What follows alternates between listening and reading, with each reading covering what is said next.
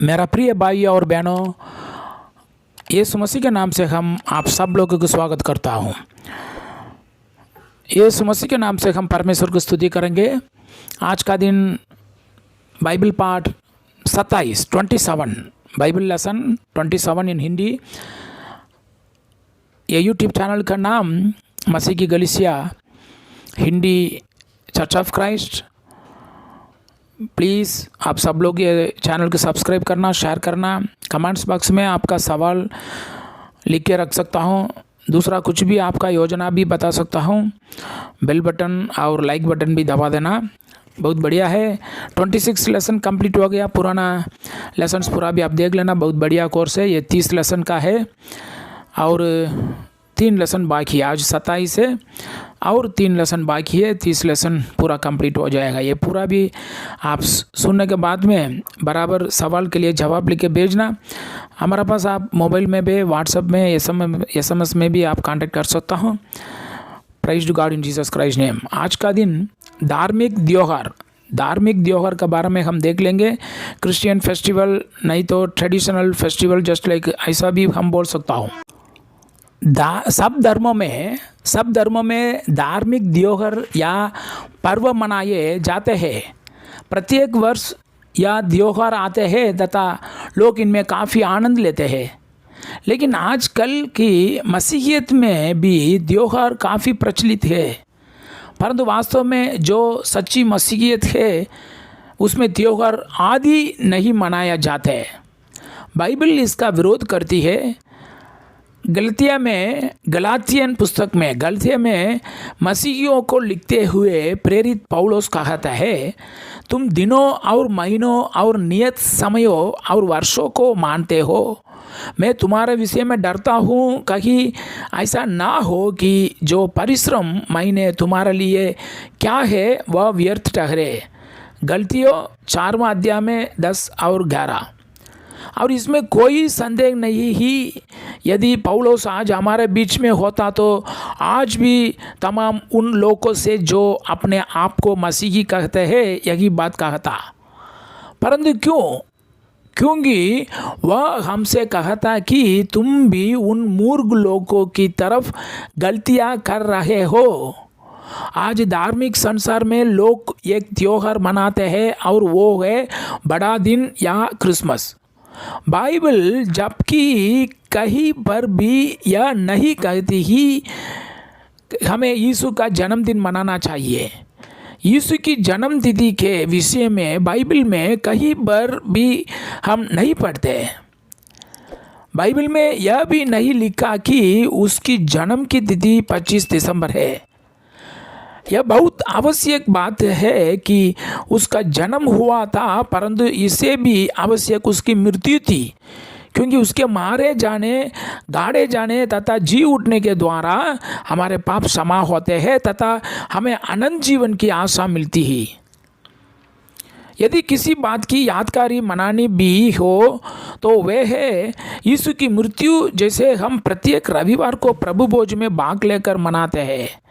मत्ती का सुवार्ता 26 अध्याय में 26 to 28, प्रेरितों पुस्तक में 20वां अध्याय में 7वां वचन। मत्ती का सुवार्ता 26 से 28, प्रेरितों पुस्तक 20 अध्याय में 7वां वचन। परंतु प्रश्न यह उठता है कि क्रिसमस की शुरुआत किसने की थी? क्रिसमस की शुरुआत किसने की थी? इतिहास के द्वारा हमें पता चलता है कि कैथोलिक चर्च ने इसकी शुरुआत की थी। उनने लीडर आपस में बातचीत करके इस नतीजे पर पहुंचा कि हम सब संतों की मास तो मनाते हैं, इसलिए हमें यीशु की भी मास मनानी चाहिए। इसलिए उन्होंने क्राइस्ट की मास मनानी आरंभ कर दी, जैसे आगे चलकर क्रिसमस का नाम दे दिया गया। इसके पश्चात इसे एक गौ मसीह की त्योहार के साथ जोड़ दिया गया, अर्थात सन गॉड को आधार देने के लिए। समय के साथ साथ यह एक बहुत बड़ा धार्मिक त्योहार बना गया है। परंतु बाइबल इस त्योहार के विषय में कुछ नहीं कहती क्या आप जो बाइबल के जानते हैं, आपने सांता क्लॉस, क्रिसमस ट्री, आपस में मिलकर शराब पीना, जश्न मनाना आदि के बारे में बाइबल में पढ़ा है? जो लोग नए नियम के अनुसार मसीही है वे इस त्योहार को नहीं मनाते। एक और त्योहार जो बनाया जाता है वो है ईस्टर। एक और त्योहार जो मनाया जाता है वो है ईस्टर। इसे यीशु की मृत्यु तथा जी उठने की याद में मनाया जाता है। इससे पहले गुड फ्राइडे आता है, अर्थात वे कहते हैं कि इस दिन यीशु की मृत्यु हुई थी। और फिर ईस्टर संडे से पहले लेंड होते हैं। इस समय बहुत से लोग उपवास रखते हैं तथा कुछ ऐसे भोजन है जिन्हें वे नहीं खाते, और यह सब ईस्टर संडे तक चलता रहता है। कई लोग सनराइज सर्विस रखते हैं और बच्चों के लिए ईस्टर बन्स बनाते हैं। कई लोग ईस्टर के विशेष कपड़े पहनते हैं। यह सब बातें बड़ी ही अजीब सी लगती है और इनके विषय में हम बाइबल में कहीं पर भी नहीं पढ़ते। यह सब बातें पैगन या अधर्मी लोगों से आई है। फसल काटने का समय देवी को प्रसन्न करने के लिए यह सब किया जाता था। कैथोलिक चर्च ने इन सब बातों को ईस्टर का नाम दे दिया। परंतु बात तो यह है कि यीशु की मृत्यु को मनाने के लिए केवल यही एक दिन क्यों चुना गया है, जबकि सच्चे मसीहियों को प्रत्येक सप्ताह के पहले दिन यानी प्रत्येक संडे को उसकी मृत्यु और मृतकों में से जी उठने की यादगारी को मनाना चाहिए। प्रेरितों पुस्तक 20वां अध्याय में 7वां वचन पगला कुरिन्थियों 11 अध्याय है। इसलिए हम देखते हैं कि ईस्टर का बाइबल से कोई संबंध नहीं है। और भी छोटे छोटे त्योहार बीच में आते रहते हैं जिनका वर्णन हम बाइबल में नहीं पाते। प्रभु यह जानता था कि मेरे लोग वर्षा, महीनों और दिनों के मनाने में लग जाएंगे तथा वे संडे की उपासना या आराधना को भूल जाएंगी। इसलिए वह नहीं चाहता कि लोग इन दिनों के मनाए। परंतु मनुष्य बहुत हड़ीला है, वह प्रभु की आज्ञा को ना मानकर अपने को प्रसन्न करना चाहता है। कई लोग शायद आपको यह दिखाने की कोशिश करेंगे कि इन दिनों को मनाने में कोई बुराई नहीं है, परंतु कुछ भी करने से पहले हम यह देखना अति आवश्यक है कि बाइबल इसके विषय में क्या कहती है। अधिकतर लोग इन दिनों के मनाते हैं क्योंकि वे कहते हैं कि सब मनाते हैं, हम भी मनाएंगे। हमें से प्रत्येक को अपनी बाइबल का अध्ययन करना चाहिए और खोजना चाहिए कि बाइबल इसके विषय में क्या कहती है। यदि परमेश्वर का वचन इन दिनों के पक्ष में बोलता है तो कोई बात नहीं, परंतु बात दो यह है कि उसका वचन हमें यह सब करने की आज्ञा नहीं देता। आज एक बहुत बड़ी आवश्यकता यह है कि हमें मनुष्य के रीति रिवाजों तथा शिक्षाओं से दूर रखना है तथा लौटकर बाइबल की तरफ वापस आना है और यह देखना है कि बाइबल इसके विषय में क्या शिक्षा देती है। आज एक बहुत बड़ी आवश्यकता है यह है कि हमें मनुष्य के रीति रिवाजों तथा शिक्षाओं से दूर रखना है तथा लौटकर बाइबल की तरफ वापस आना है और यह देखना है कि बाइबल इसके विषय में क्या शिक्षा देती है। हमें वही करना चाहिए जो परमेश्वर का वचन सिखाता है। मौज मस्ती के लिए संसार के पीछे चलना अच्छा तो लगता है, परंतु इस सब से हम किसे प्रसन्न करने का प्रयत्न कर रहे हैं? अपने को, मनुष्य को अथवा परमेश्वर को? सच्चे नए नियम के मसीही इन बातों में भाग नहीं लेते। यदि कोई मसीही कहलाते हुए इन बातों में शामिल होता है तो वो नहीं है जो उसे होना चाहिए।